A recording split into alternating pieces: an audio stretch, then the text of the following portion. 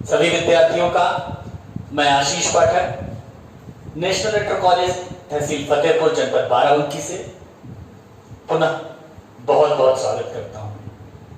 विद्यार्थियों, इसके पूर्व कक्षा में जब हम आप सम्मुख थे तो हम लोगों ने विद्युत धारा अध्याय को प्रारंभ किया था और विद्युत धारा अध्याय के प्रथम कक्षा में हम लोगों ने कुछ महत्वपूर्ण अवधारणाओं को, परिभाषाओं को जाना, समझा, जिनमें हम लोगों ने सबसे पहले विद्युत धारा की सामान्य और व्यापक परिभाषा को जाना और फिर उसके उपरांत हम लोगों ने बहुत महत्वपूर्ण ओम के नियम को जाना और उसी के साथ साथ हम लोगों ने प्रतिरोधकता और धारा घनत्व जैसे प्रकरणों को भी समझा और जाना। और आज की ये कक्षा इंटरमीडिएट भौतिक विज्ञान के विद्यार्थियों के लिए निश्चित रूप से हमेशा की तरह महत्वपूर्ण है और आज हम उसी क्रम में थोड़ा आगे बढ़ेंगे और कुछ और नए शीर्षकों से परिचित होंगे, कुछ और नए प्रकरणों से हम आप मिलकर चर्चा करेंगे, जानकारी प्राप्त करेंगे उसके बारे में।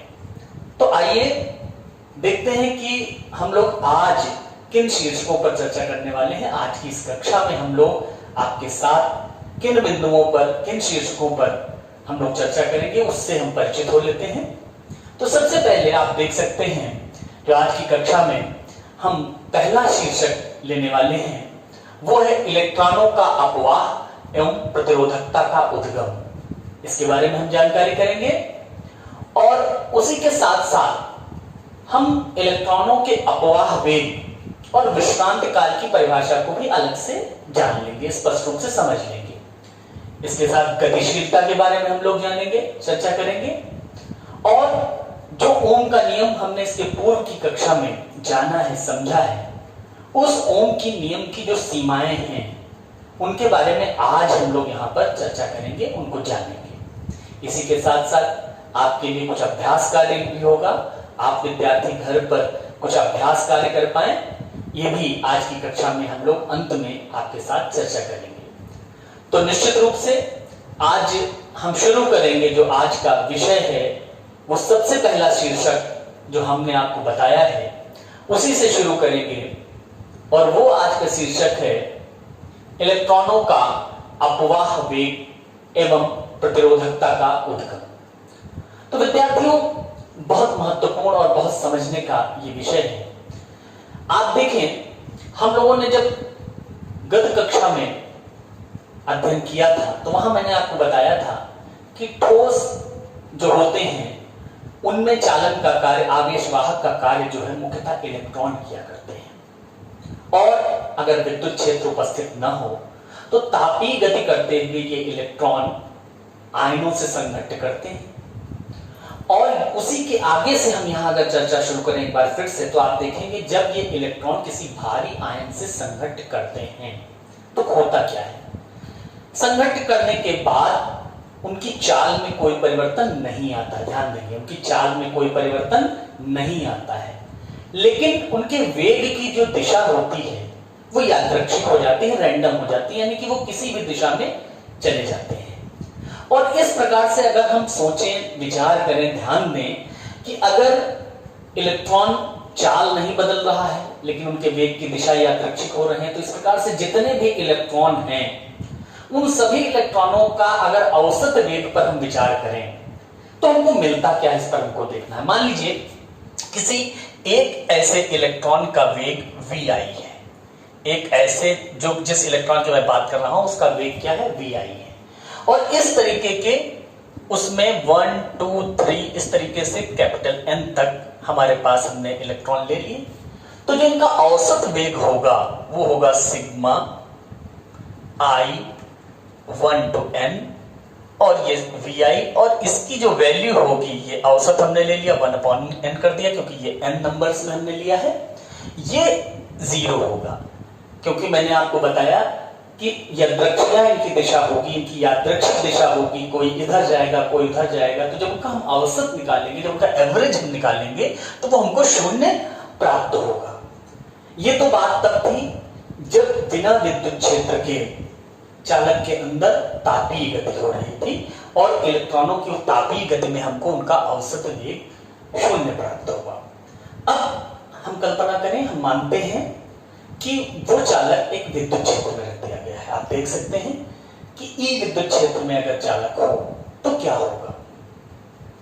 आप यहां पर फर्स्ट लेसन की तरफ अगर अपना दिमाग ले जाएंगे तो आपको पता चलेगा इलेक्ट्रॉन किसी विद्युत क्षेत्र में आएगा तो बल की अनुभूति करेगा और इलेक्ट्रॉन का अपना द्रव्यमान है तो निश्चित रूप से एक त्वरण इलेक्ट्रॉन को प्राप्त होगा और वो जो त्वरण होगा स्मॉल ए से अगर हम उसको दिखाएं तो वो होगा minus small E capital E upon M. अब यहां देखें स्मॉल ए तो त्वरण है, स्मॉल ई ये मान है इलेक्ट्रॉन के आवेश का। इलेक्ट्रॉन पर ऋणात्मक आवेश होता है इसलिए माइनस ई, कैपिटल ई वेक्टर विद्युत क्षेत्र बताता है और स्मॉल एम क्या है, ये इलेक्ट्रॉन का द्रव्यमान है। अर्थात उस इलेक्ट्रॉन में जो चालक के अंदर गतिमान थे अब ये त्वरण उनके पास आ जाता है। अब हम यहां पर हम कल्पना करते हैं किसी टी समय की बात करते हैं, किसी टी समय पर हम चर्चा करते हैं कि किसी दिए हुए टी समय में अगर हम चर्चा करें और फिर से उसी ith इलेक्ट्रॉन की बात करें, ith इलेक्ट्रॉन जिसकी चर्चा हमने यहां जिसको हमने VI वेग बताया था उसी की बात करें, ये टी समय के पूर्व कुछ समय अल्प समय पूर्व अपना अंतिम संघट्ट करेगा क्योंकि मैंने बताया लगातार वो संघट्ट हो रहे हैं तो टी समय से कुछ समय पूर्व वो अपना अंतिम संघट्ट करेगा और हमने माना कि अंतिम संघट्ट जब वो करता है उसके बाद वो टी समय व्यतीत करता है। ये जो इलेक्ट्रॉन हम टी में समय की बात कर रहे हैं, हम टी समय की बात कर रहे हैं, स्मॉल टी समय की बात कर रहे हैं और हमने बताया आपको कि ये जो ith इलेक्ट्रॉन है जिसका वेग vi वेक्टर से हमने प्रदर्शित किया है ये अंतिम संघट्ट करने के बाद टी समय मान लिया हमने व्यतीत करता है और इस तरीके से जब टी समय पर उसका अंतिम वेग क्या हो जाता है, उसका अंतिम वेग हो जाता है vi, उसका अंतिम वेग क्या हो जाता है vi। तो ये vi कैसे हम प्राप्त करेंगे, अंतिम वेग उसका टी समय पर vi है, ti समय है उसके पास है और इस अवधि में वो किस त्वरण से त्वरित हो रहा है, a त्वरण से त्वरित हो रहा है। तो गति का प्रथम समीकरण जो हम सबको पता है v बराबर u प्लस at, अगर उसको हम यहां पर अप्लाई करें तो ये vi हमारे पास हो जाएगा vi प्लस a ti। अब यहां आप ध्यान दें ये vi बराबर vi हमने a का मान अगर यहां रख दें तो minus small E vector E upon M T I ये हमारे पास हो जाएगा। अर्थात ये हमारे पास टी समय पर अंतिम वेग vi होगा। अब यहां देखें ये जो इलेक्ट्रॉन का हमने अंतिम वेग यहां टी समय पर बताया है ये हमने यहां पर प्राप्त कर लिया, इसमें त्वरण भी हमने यहां पर लिख दिया। अब आप देखें कि इस तरीके से अगर हम सारे इलेक्ट्रॉनों का टी समय पर औसत वेग जानना चाहें तो वो इस कैपिटल vi का औसत होगा, कैपिटल vi का औसत होगा सारे इलेक्ट्रॉनों का औसत वेग। तो अब हम यहां पर अगर देखें तो vi औसत किसके बराबर हो जाएगा, ये बराबर हो जाएगा स्मॉल vi औसत, इसको हम समीकरण नंबर 1 मान लेते हैं, इसको 2 मान लेते हैं, minus small E capital E vector upon small M और टी आई औसत। अब यहां ध्यान दीजिए, हमको यहां पर थोड़ा सा ध्यान देना है। ये जो स्मॉल वी आई औसत है, आप देखिए विद्यार्थियों यहां पर हमने आपको बताया है ये शून्य होगा। क्यों शून्य होगा, क्योंकि संघट्ट के उपरांत चाल नहीं बदलती है लेकिन उसकी दिशा यादृच्छिक हो जाती है, इस कारण से ये तो शून्य हो जाएगा। हमने यहां पर देख लिया है ये शून्य हो जाएगा। अब बात करते हैं ये जो टी औसत है इसके बारे में चर्चा करते हैं। देखिए जो इलेक्ट्रॉन संघट्ट कर रहे होते हैं इनके संघट्ट में लगा हुआ समय समान नहीं होता है। क्रमिक संघट्ट जो होते हैं इलेक्ट्रॉनों के, ऐसा नहीं होगा कि 2 इलेक्ट्रॉन लगातार क्रमिक संघट्ट करें और सभी इलेक्ट्रॉनों के इस प्रकार के क्रमिक संघट्ट में लगा हुआ समय समान हो। कुछ में ज्यादा हो सकता है, कुछ में कम हो सकता है। तो यहां पर हम ये कह सकते हैं कि इस तरीके के जितने संघट्ट में लगे समय हैं उन सब का औसत अगर टाउ से प्रदर्शित किया जाए तो हम ये कह सकते हैं कुछ इलेक्ट्रॉन टाउ से कम समय व्यतीत करेंगे और कुछ इलेक्ट्रॉन टाउ से अधिक समय व्यतीत करेंगे। अगर हम इसमें i बराबर 1 2 3 4 इस तरीके से n तक पुट करते जाएं तो कुछ के लिए ti का मान टाउ से अधिक होगा और कुछ के लिए ti का मान टाउ से कम होगा। ये आपको समझना है। तो कहने का अर्थ ये है, और यही टाउ, ये जो संघट्ट में लगे समयों का औसत है, इसी को हम विश्रांति काल नाम देते हैं, जिसके बारे में मैं अलग से आपको अभी इसका विधिवत तरीके से इसकी परिभाषा अलग से बताऊंगा। तो यहां पर ये जो समीकरण है इसका स्वरूप किस तरीके से हो जाता है, VI औसत बराबर 0 हो गया minus EE by m tau. और ये जो हमारा VI औसत है, यहां यही ध्यान देना है, इसका अर्थ यह है कि ये इलेक्ट्रॉनों के वेग का औसत जो निकला हमारे पास इस त्वरण के जरिए जो आरोपित निकल रहे हैं, इसको हम औसत वेग को VD से प्रदर्शित कर देते हैं। ये VD जो है यही इक्विवेलेंट होता है VI औसत के, और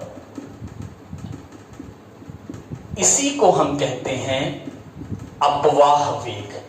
ये घटना या ये परिघटना अपवाह की कहलाती है, और ये जो VD है ये कहलाता है अपवाह वेग कहलाता है।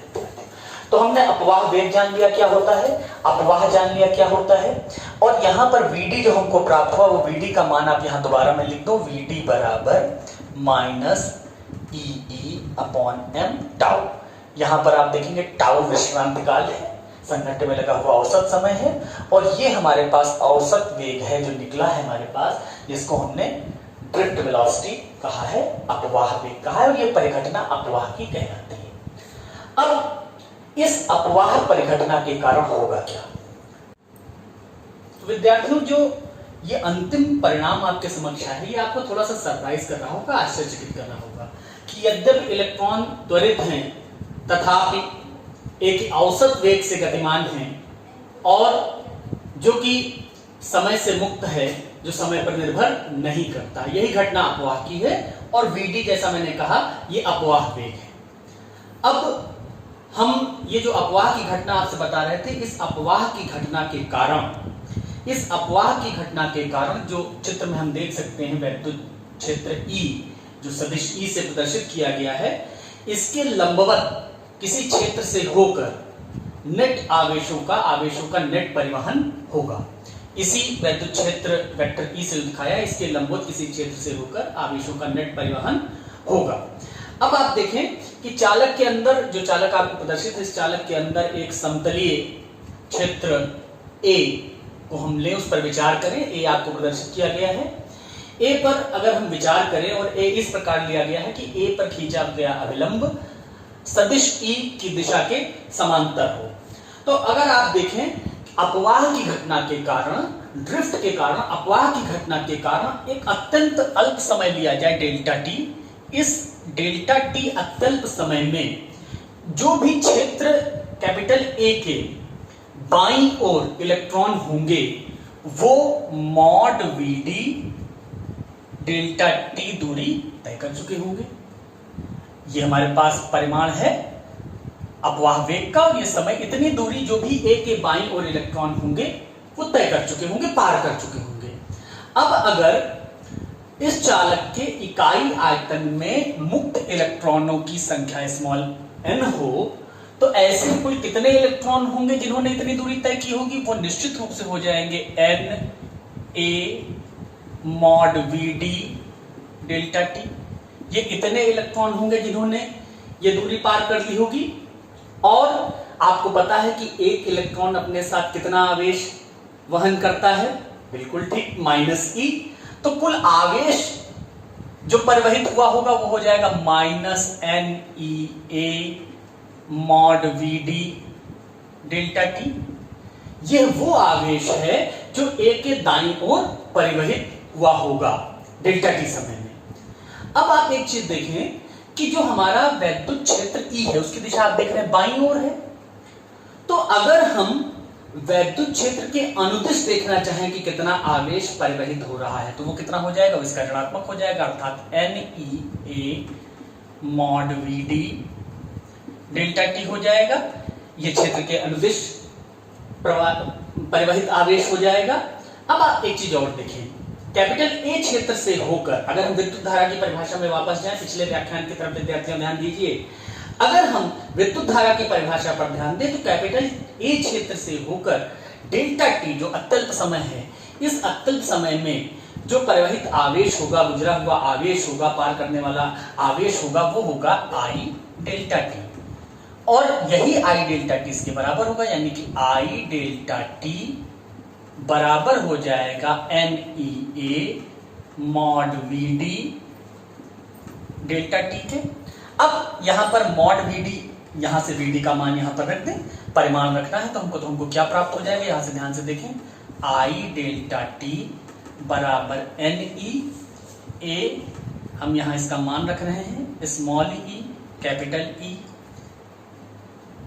ये भी मॉड आ जाएगा upon m tau delta T. तो इसको जब हम हल करेंगे तो हमको मिलेगा आई डेल्टा टी बराबर NE square A upon m tau delta T mod of vector E, ये हमको प्राप्त हो गया। अब आप विद्यार्थियों यहां अगर ध्यान से थोड़ा सा देखें, ये हमारे पास टाउ है, ये जिसको हमने विश्रांति काल कहा था। अब यहां से एक चीज और आप ध्यान से देखें, हमने जब पिछले व्याख्यान में देखा था तो धारा घनत्व के बारे में जाना था। धारा घनत्व क्या था, आपको पता था कि जो धारा घनत्व सदिश होता है इसका मान I अपॉन A के बराबर होता है। यहां से हमको पता था I बराबर मॉड ऑफ J A के बराबर होता है। तो अगर यहां पर I हम कैपिटल से शुरू कर दें, I बराबर, तो अब यहां देखें अगर हम इस तरीके से इसका मान यहां पर रखें तो हमको कितना मिल जाएगा, यहां पर आप देखें तो हमको ये मिल जाएगा I की जगह हम ये मान रख दें तो J mod of J A delta T बराबर NE square A upon M tau delta T और मॉड ऑफ वेक्टर E, ये हमको मिल गया यहां पर। अब यहां से हम आप देख सकते हैं कि J का जो हमको मिला, मॉड ऑफ J क्या मिल गया, NE square upon M tau और मॉड ऑफ वेक्टर E, यहां हमको ये प्राप्त हो गया। अब यहां से आप देखें कि चूंकि हमको पता है कि J की दिशा भी वेक्टर E की दिशा होती है, इसलिए इसको सदिश रूप में भी हम लिख सकते हैं। तो इसको हम लिख सकते हैं वेक्टर J यानी कि सदिश धारा घनत्व के रूप में लिख दिया NE square tau upon M और सदिश E, ये हमको एक संबंध मिल गया। थोड़ा सा और ध्यान लगाइए, बिल्कुल ठीक आपका ध्यान यहां जा रहा है, चालकता की बात कर रहे हैं। तो अगर चालकता से तादाद स्थापित करें तो हमको एक संबंध पता है, vector J equal to sigma E। अगर हम इस समीकरण 4 और इस 5 की तुलना करें तो हमको चालकता पता चल जाती है NE square tau by M, और तब हमको पता चल जाता है कि ये जो 4 संबंध है, समीकरण 4 है, ये ओम के नियम की ही प्रतिकृति है। तो हम ये कह सकते हैं, हम यहां से ये चीज स्पष्ट रूप से कह सकते हैं कि अगर विद्युत चालकता का एक बहुत सरल रूप में अगर हम चित्रण करें तो ओम के नियम की प्रतिकृति हमको प्राप्त हो जाती है, दिखाई देती है। यहाँ एक बात जरूर है कि हमने स्मॉल n और टाउ को क्या किया है, E से, कैपिटल E जो वैद्युत क्षेत्र का मान है, वैद्युत क्षेत्र वेक्टर का, उससे स्वतंत्र स्थिरांक के रूप में लिया है, ये जरूर है। तो हमको यहाँ पर निश्चित रूप से हमने देखा कि जो इलेक्ट्रॉनों का अपवाह था वो किस प्रकार से इस पूरे रूप में आता है, और ओम के नियम से हमने तादात्म्य स्थापित कर दिया। इस प्रकार से हमने आज इसको देखा। अब हम कुछ और महत्वपूर्ण बिंदुओं पर जो मैंने बताया था उस पर आगे चर्चा करते हैं। तो अब विद्यार्थियों देखते हैं, जैसा मैंने आपसे कहा था कि दो जो हमने संकेत उपयोग किए, एक टाउ और एक VD, इनके बारे में जान लेते हैं। तो सबसे पहले हम बात करते हैं अपवाह वेग की। अपवाह वेग आप देख सकते हैं, अपवाह वेग क्या होता है कि जो चालक का वैद्युत क्षेत्र होता है वो उसके अंदर जो इलेक्ट्रॉन होते हैं उनको त्वरित गति प्रदान नहीं कर पाता है, बल्कि उनकी लंबाई, चालक की लंबाई के अनुदिश एक छोटा औसत वेग दे पाता है, जो चालक के भीतर इलेक्ट्रॉनों की अनियमित गति के ऊपर आरोपित होता है। इसी औसत वेग को अपवाह वेग या अनुगमन वेग, ड्रिफ्ट वेलोसिटी कहते हैं। इसे हम Vd से प्रदर्शित करते हैं, जैसा आपने देखा है। तो ये स्पष्ट हो गई परिभाषा, मैंने आपको दोबारा से स्पष्ट कर दी। ये है अपवाह वेग की परिभाषा। अब दूसरी परिभाषा जल्दी समझ लेते हैं। टाउ से मैंने व्यक्त किया था विश्रांति काल को, रिलैक्सेशन टाइम। रिलैक्सेशन टाइम क्या होता है? चालक के भीतर जो इलेक्ट्रॉनों का संघट्ट होता है आयनों से, तो इलेक्ट्रॉनों के दो क्रमिक या क्रमागत संघट्ट के बीच लगने वाले औसत समय को हम क्या कहते हैं? वो हम बताते हैं, उसको विश्रांति काल कहा जाता है। इसे टाउ से प्रदर्शित करते हैं। तो आपने ये दोनों अवधारणाएं जल्दी से समझ ली हैं। अब हम आगे गतिशीलता की बात करेंगे। तो विद्यार्थियों, जैसा आप देख सकते हैं कि गतिशीलता के बारे में हमको जानना है, और जैसा कि हम सब ने अभी तक जान लिया है कि चालकता आवेशवाहकों द्वारा उत्पन्न होती है, और जो ये आवेशवाहक हैं वो धातुओं में इलेक्ट्रॉन होते हैं, आयनित गैसों में धन आवेशित आयन और इलेक्ट्रॉन दोनों होते हैं, और विद्युत अपघट्यों में धनायन और ऋणायन ये दोनों हो सकते हैं। तो इस प्रकार से उसी क्रम में हम एक राशि, जिसको आपने देख रहे हैं कि गतिशीलता को हम परिभाषित कर सकते हैं, गतिशीलता को हम इस रूप में व्यक्त कर सकते हैं, कह सकते हैं कि प्रति एकांक वैद्युत क्षेत्र में अपवाह वेग के परिमाण को हम गतिशीलता कहते हैं। म्यू से प्रदर्शित करते हैं। म्यू बराबर mod Vd upon magnitude of electric field, E आपने लिखा हुआ है। और अगर इसका आप मात्रक देखना चाहेंगे तो इसका मात्रक क्या हो जाएगा बेटा? इसका मात्रक हो जाएगा मीटर स्क्वायर प्रति वोल्ट सेकंड। मीटर स्क्वायर प्रति वोल्ट सेकंड। इसका व्यवहारिक मात्रक अगर हम देखें तो सेंटीमीटर स्क्वायर प्रति वोल्ट सेकंड होगा, और जो मीटर स्क्वायर प्रति वोल्ट सेकंड है, ये इसके व्यवहारिक मात्रक का 10⁴ गुना होता है। एक और बात, गतिशीलता सदैव धनात्मक होती है। एक चीज और आप देखिए, करना आपको दिखाई दे रही है। हमको पता है कि अपवाह वेग का मान, अपवाह वेग Vd का मान small E tau capital E upon M के बराबर होता है। टाउ विश्रांति काल है। उस तरीके से अगर हम गणना करें तो गतिशीलता म्यू जो हमको प्राप्त होती है वो प्राप्त हो जाती है small E tau upon M. M electron का द्रव्यमान है, टाउ विश्रांति काल है। इस प्रकार से हमको गतिशीलता के बारे में जो जानना था वो हमने जान लिया है। अब हम आगे चलेंगे और आज के अगले शीर्षक पर चर्चा करेंगे। तो अब हम लोग चलते हैं ओम की नियम की सीमाएं, जो आज हमने आपको एक शीर्षक बताया था उसकी ओर चलते हैं। देखिए विद्यार्थियों, जो ओम का नियम है वो पदार्थों के एक विस्तृत वर्ग के लिए मान्य है, लेकिन उसके बाद भी कुछ ऐसे पदार्थ और युक्तियां हैं वैद्युत परिपथों में जो प्रयोग की जाती हैं, जहां पर आकर के V और I, V का मतलब कैपिटल V जिसको हमने विभवांतर कहा था, और I धारा के बीच जो अनुपातिकता है वो समाप्त हो जाती है। अर्थात ये कहें कि इसमें विचलन हो जाता है, और जब ये विचलन होता है तो निश्चित रूप से वो परिपथ जो होते हैं उनमें ओम के नियम का यथावत पालन नहीं होता है। सामान्य तौर पर हम देखें तो ये विचलन एक से अधिक तरीकों का हो सकता है। हम यहाँ पर 3 तरीके के विचलनों की चर्चा आपसे करेंगे। जो प्रथम तरीके का विचलन है उसको आप ग्राफ में देख सकते हैं। वो इस तरीके का विचलन है जहां पर कैपिटल V और I की अनुपातिकता समाप्त हो गई है। क्या होता है आप देखेंगे, सामान्य तौर पर हमने जब ओम का नियम पढ़ा था तो उसमें हमको पता है V और I के बीच ग्राफ एक सीधी रेखा आना चाहिए। अब यहाँ जो आप ग्राफ देख पा रहे हैं उसमें आप देख पा रहे हैं कि बिंदुआंकित रेखा है और एक सतत रेखा है। तो जो हमारे पास बिंदु से रेखा दिखाई गई है, बिंदुआंकित रेखा है, वो हमारे पास ओम के नियम को व्यक्त करती है, और जो सतत रेखा है वो एक अच्छे चालक के लिए V और I के बीच ग्राफ को प्रदर्शित करता है। देखेंगे वो विचलन आपको साफ यहाँ पर दृष्टिगोचर हो रहा है। तो पहले प्रकार का ये विचलन हमको यहाँ पर प्राप्त होता है। अब आइए चलते हैं जो द्वितीय प्रकार का विचलन है वो किस प्रकार से हमको प्राप्त होता है। तो जो द्वितीय प्रकार का विचलन है उसको आइए देखते हैं।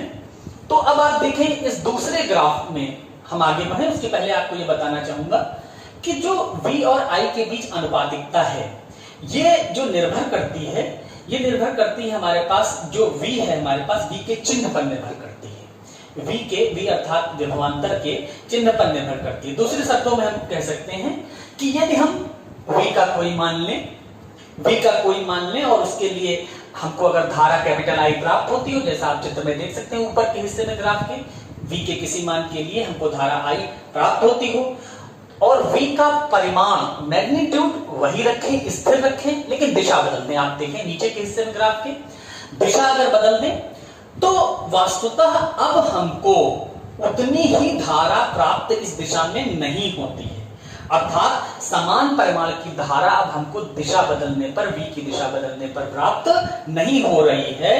ये विचलन हमको एक यहां देखने में प्राप्त हो रहा है। सामान्य तौर पर इसका एक प्रत्यक्ष उदाहरण आप डायोड में देख पाएंगे, जिसके बारे में हम आगे एक अध्याय में विधिवत तरीके से जानेंगे, समझेंगे, अध्ययन करेंगे। तो ये द्वितीय प्रकार का विचलन था।